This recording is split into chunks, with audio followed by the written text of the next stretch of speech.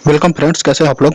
जैसे कि आप लोग जानते हैं, हम लोग भारतीय संविधान के टॉपिक को शुरू किए थे और हम लोग भारतीय संविधान में जो राष्ट्रपति की वीटो शक्तियाँ थी वो हम लोग पढ़ रहे थे।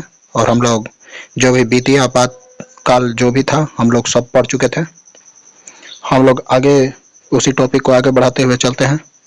आज देखते हैं आज के हमारे क्वेश्चंस जो कि इम्पोर्टेंट है। तो चलिए चलते हैं हम लोग अपने पहले क्वेश्चंस की तरफ। आज का हमारा पहला क्वेश्चन है, देखिए क्या पूछा गया है। डेली हम लोग 10 से 15 क्वेश्चंस का प्रैक्टिस करते हैं। तो आज का हमारा पहला क्वेश्चन में पूछा गया है कि किस राष्ट्रपति ने डाक संशोधन विधेयक 1986 पर पॉकेट वीटो का प्रयोग किया था। ये क्वेश्चन हमने आपको कल बताया था कि ऑप्शन में है प्रतिभा देवी सिंह पाटिल, प्रणब मुखर्जी, ज्ञानी जैल सिंह और राजेंद्र प्रसाद सिंह। तो हमने आपको बताया था कल कि ज्ञानी जैल सिंह ने डाक संशोधन विधेयक 1986 पर जेब वीटो का प्रयोग किया था या पॉकेट वीटो का प्रयोग किया था। तो ऑप्शन नंबर सी सही है। इसे याद रखिएगा, इसे क्वेश्चन पूछा जाता है। अगले क्वेश्चन की तरफ चलते हैं। सेकंड नंबर पर पूछा गया कि राष्ट्रपति पर कौन कौन मुकदमा चलाया जा सकता है। यह आप लोग को जानना बहुत इंपॉर्टेंट है। राष्ट्रपति पर कौन कौन सा मुकदमा चलाया जा सकता है। दीवानी मुकदमा, फौजदारी मुकदमा, ए और बी दोनों, और इनमें से कोई नहीं। बताइए राष्ट्रपति पर कौन सा मुकदमा चलाया जा सकता है। तो देखिए, राष्ट्रपति पर दीवानी मुकदमा चलाया जा सकता है, किंतु फौजदारी मुकदमा नहीं चलाया जा सकता है। कार्यालय के समय, कार्यालय के बाद यह चलाया जाएगा। तो इसमें हमारा ऑप्शन हो जाएगा ऑप्शन नंबर ए, दीवानी मुकदमा। क्योंकि फौजदारी मुकदमा तभी चलाया जाएगा जब वह कार्यकाल में न रहे, वह कार्य के समय न रहे। कार्यकाल के समय फौजदारी मुकदमा नहीं चलाया जा सकता है। ऑप्शन नंबर ए सही है।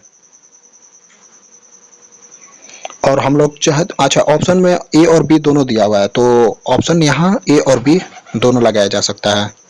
तो हमारा ऑप्शन नंबर सी होगा, राष्ट्रपति पर दीवानी और फौजदारी दोनों मुकदमा चलाया जा सकता है। ऑप्शन ए गलत है, ऑप्शन नंबर सी होगा। अगले क्वेश्चन की तरफ चलते हैं। अगले क्वेश्चन में पूछा गया कि राष्ट्रपति पर कौन सा मुकदमा कार्यालय के समय नहीं चलाया जा सकता है। तो ये इंपॉर्टेंट क्वेश्चन है, राष्ट्रपति पर कौन सा मुकदमा कार्यालय के समय नहीं चलाया जा सकता है। तो फौजदारी मुकदमा कार्यालय के समय नहीं चलाया जा सकता है। ऑप्शन नंबर बी सही होगा। अगले क्वेश्चन की तरफ चलते हैं।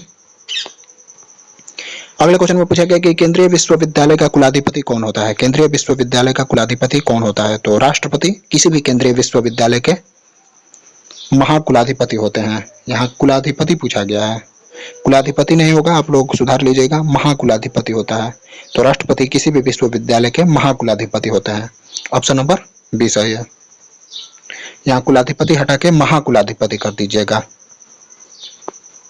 अगले क्वेश्चन की तरफ चलते हैं। पूछा गया महाभियोग शब्द का प्रयोग किसके लिए किया जाता है। महाभियोग शब्द का प्रयोग किसके लिए किया जाता है। उपराष्ट्रपति, राष्ट्रपति, प्रधानमंत्री और इनमें से कोई नहीं। तो महाभियोग शब्द का प्रयोग राष्ट्रपति शब्द के लिए ही किया जाता है। महाभियोग शब्द केवल राष्ट्रपति के लिए ही प्रयोग हो सकता है। तो ऑप्शन नंबर बी सही है। और यह प्रक्रिया यूएसए के संविधान से लिया गया है, तो इसको भी आप लोग ध्यान रखिएगा। अगले क्वेश्चन की तरफ चलते हैं। देखिए, वही पूछा गया कि महाभियोग शब्द किस देश के संविधान से लिया गया है। तो हमने अभी आपको बताया महाभियोग शब्द यूएसए के संविधान से लिया गया है।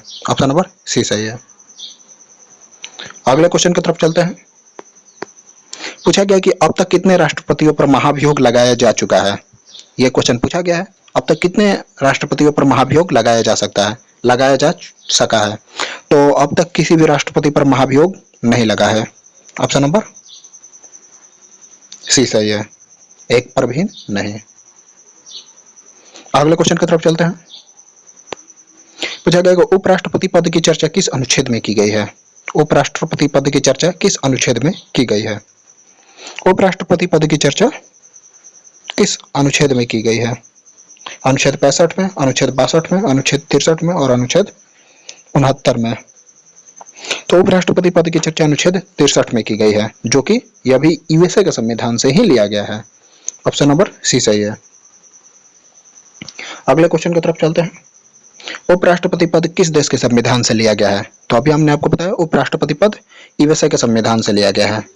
ऑप्शन नंबर सी सही है। अगले क्वेश्चन की तरफ चलते हैं। पूछा गया राज्यसभा का सभापति कौन होता है। राज्यसभा का सभापति कौन होता है। उपराष्ट्रपति, राष्ट्रपति, पीएम और राज्यपाल। राज्यसभा का सभापति कौन होता है? इंपॉर्टेंट क्वेश्चन है आप लोग के लिए। राष्ट्रपति ही राज्यसभा का सभापति होता है। ऑप्शन नंबर बी सही है। अगले क्वेश्चन की तरफ चलते हैं। पूछा गया कि निम्नलिखित में कौन राज्यसभा का सदस्य नहीं है? राज्यसभा का सदस्य नहीं है। उपराष्ट्रपति, राज्यपाल, ए और बी दोनों, और इनमें से कोई नहीं।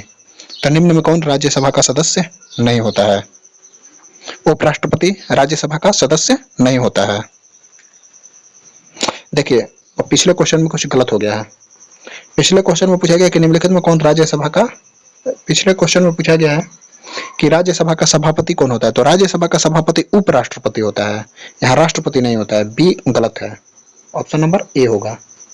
राज्यसभा का सभापति उपराष्ट्रपति होता है, किंतु वह राज्यसभा का सदस्य नहीं होता है। अगले क्वेश्चन में देखिए क्या पूछा गया। हाँ, निम्नलिखित में कौन राज्यसभा का सदस्य नहीं है, तो राज्यसभा का सदस्य उपराष्ट्रपति नहीं है। ऑप्शन नंबर ए सही होगा। पिछले क्वेश्चन में आप लोग सुधार लीजिएगा, करेक्शन कर लीजिएगा। और इसमें देखिए, इसमें क्या दिया हुआ है, निम्नलिखित में कौन राज्यसभा का सदस्य नहीं है, तो उपराष्ट्रपति। उपराष्ट्रपति राज्यसभा का सदस्य नहीं होता है, वो सिर्फ राज्यसभा का सभापति होता है। अगले क्वेश्चन की तरफ चलते हैं। पूछा गया कि राष्ट्रपति की अनुपस्थिति में कार्यवाहक राष्ट्रपति का कार्य कौन करता है? तो सभी लोग जानते हैं, राष्ट्रपति की अनुपस्थिति में कार्यवाहक राष्ट्रपति का कार्य उपराष्ट्रपति करता है। यह राष्ट्रपति के सभी शक्तियों का प्रयोग करेगा, किंतु इस दौरान वह राष्ट्रपति का कार्य नहीं करेगा, लेकिन सभी शक्तियों का प्रयोग करता है। ऑप्शन नंबर ए सही है। अगले क्वेश्चन की तरफ चलते हैं। पूछा गया कि उपराष्ट्रपति का निर्वाचन कैसे होता है? एकल पद्धति द्वारा, द्वितीयक पद्धति द्वारा, एकल संक्रमणीय अनुपातिक पद्धति द्वारा, नन ऑफ दीज। तो इसमें हमारा राइट आंसर हो जाएगा ऑप्शन नंबर सी, एकल संक्रमणीय अनुपातिक पद्धति द्वारा। ऑप्शन नंबर सी सही है। एग्जाम में जो ऑप्शन दिए रहते हैं, तो उसमें जो सबसे राइट आंसर आता है, हमें उसी को मारना होता है। तो चलिए अगले क्वेश्चन की तरफ चलते हैं। अगले क्वेश्चन में पूछा गया है कि उपराष्ट्रपति के निर्वाचन में कौन भाग नहीं लेता है? संसद के दोनों सदस्य के निर्वाचित सदस्य, संसद के दोनों सदन के मनोनीत सदस्य, विधानमंडल के सदस्य, नन ऑफ दीज। तो उपराष्ट्रपति के निर्वाचन में कौन भाग नहीं लेता है? उपराष्ट्रपति के निर्वाचन में संसद के दोनों सदन के सभी सदस्य भी भाग लेते हैं, संसद के दोनों सदस्य के मनोनीत भी भाग लेते हैं, और राज्य के विधानमंडल और विधानमंडल के सदस्य उपराष्ट्रपति के निर्वाचन में भाग नहीं लेते हैं। तो ऑप्शन नंबर सी सही होगा। यहाँ याद रखिएगा, उपराष्ट्रपति के निर्वाचन में कौन कौन भाग लेता है। तो देखिए, संसद के दोनों सदन के निर्वाचित सदस्य, लोकसभा और राज्यसभा के निर्वाचित सदस्य तथा संसद के दोनों सदन के मनोनीत सदस्य भी भाग लेते हैं, लेकिन राज्य के विधानमंडल के निर्वाचित सदस्य भाग नहीं लेते हैं। अगले क्वेश्चन की तरफ चलते हैं। उपराष्ट्रपति पद के लिए न्यूनतम आयु सीमा कितनी है? उपराष्ट्रपति पद के लिए न्यूनतम आयु सीमा 35 वर्ष है। याद रखिएगा इसे, उपराष्ट्रपति पद के लिए न्यूनतम आयु सीमा 35 वर्ष है। ऑप्शन नंबर बी सही है। अगले क्वेश्चन की तरफ चलते हैं। आज का हमारा लास्ट क्वेश्चन है, उपराष्ट्रपति का कार्यकाल कितने समय के लिए होता है? इंपॉर्टेंट क्वेश्चन है, ये आप लोग के लिए है। उपराष्ट्रपति का कार्यकाल कितने समय के लिए होता है? तो उपराष्ट्रपति का कार्यकाल 5 वर्ष का होता है। राष्ट्रपति का कार्यकाल कितने होता है? तो राष्ट्रपति का कार्यकाल आप लोग के लिए है, आप लोग जरूर आंसर कमेंट में कीजिएगा। और उपराष्ट्रपति का कार्यकाल 5 वर्षों के लिए होता है। ऑप्शन नंबर ए सही है। तो चलिए, आज का हमारे सभी इंपॉर्टेंट क्वेश्चन खत्म हो चुके हैं। वीडियो को अच्छा लगा होगा तो जरूर लाइक कीजिएगा, चैनल को सब्सक्राइब कीजिएगा। तो मिलते हैं अगले किसी नए वीडियो में। तो जय हिंद, जय भारत।